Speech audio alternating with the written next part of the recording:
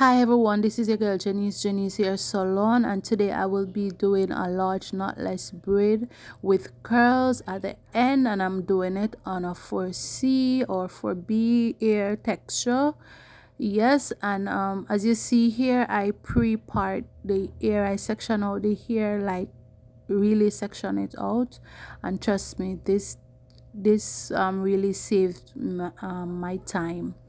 So I will be doing a knotless braid, and if by any chance you need a detailed knotless braid tutorial, I have it on my channel, where you could click the link above and in the card section, or you could go over by the playlist knotless braids, and you will see it from there. And I want you to take a keen look at this. Pay attention where I am doing a tucked in method.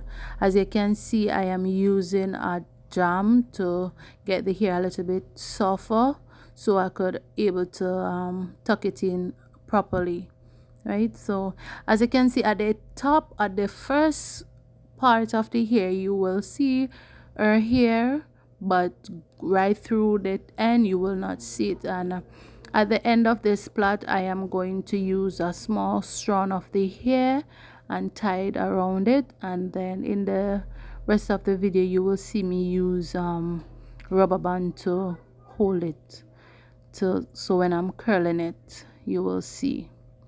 Right, so I hope you enjoyed this video, and please remember to like, share and subscribe.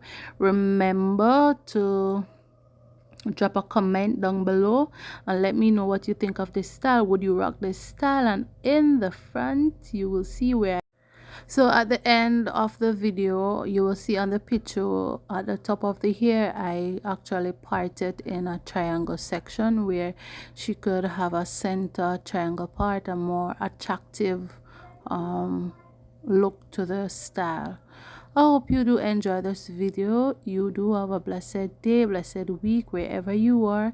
Let God be at the center of your life, right?